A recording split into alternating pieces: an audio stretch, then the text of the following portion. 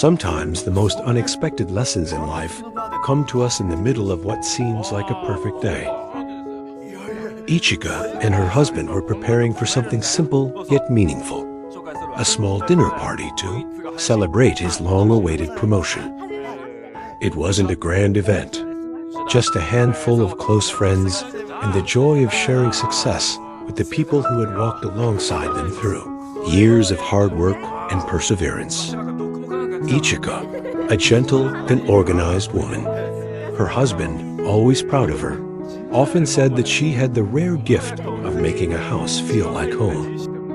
As the party went on, stories from the past began to fill the room. Small memories, funny moments, inside jokes that only old friends could understand. It was the kind that reminded everyone of how far they had come together, not just in their careers, but in life. When Ichika reached up to grab a serving dish placed too high on a shelf, Ken, standing nearby, instinctively stepped forward to help. It was a simple, almost trivial act of kindness, something anyone would do without thinking. But for a brief moment, their eyes met, and time seemed to slow. A flicker of memory, soft, almost invisible, crossed their expressions.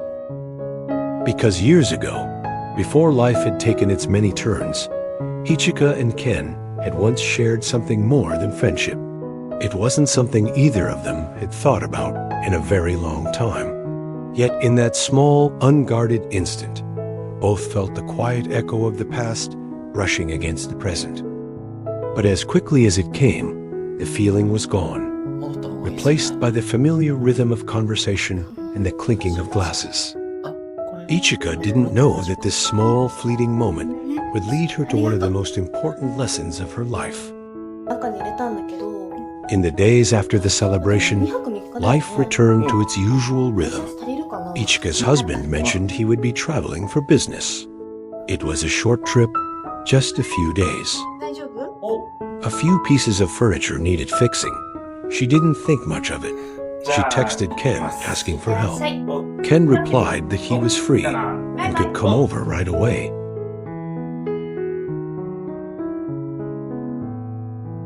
When he arrived, everything felt casual. They talked about work, about mutual friends, about how fast life was moving. The atmosphere was light, even comforting.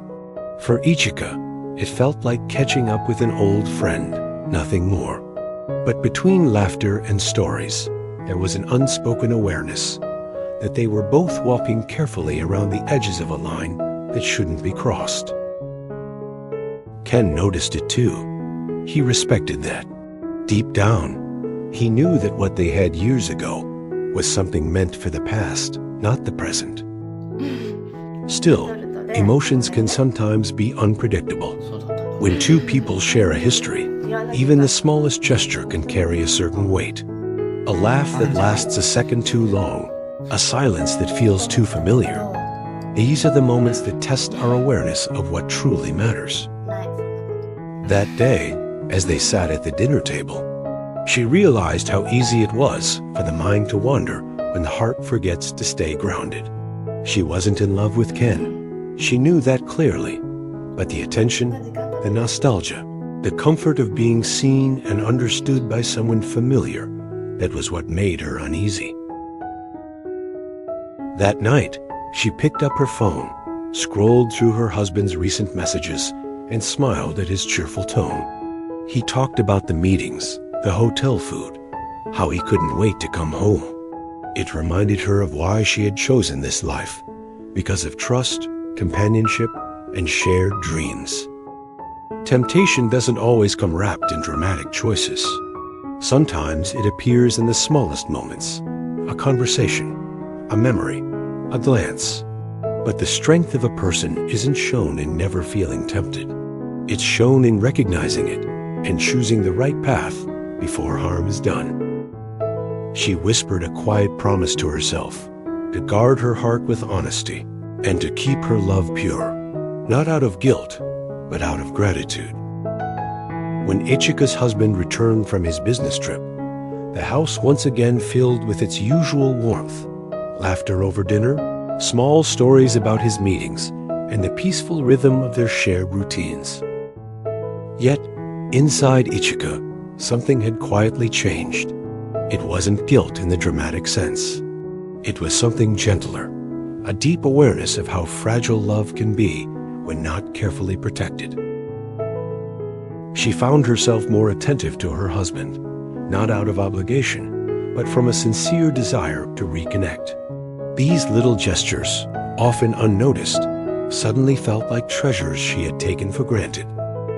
The world often teaches us that mistakes come from big actions, but sometimes they begin in silence, in small, unnoticed moments when our hearts drift before our minds can catch up. She realized that every relationship, no matter how strong, lies between two fragile truths, that love must be protected, and that trust, once lost, is hard to rebuild. Temptation may whisper, but integrity speaks louder.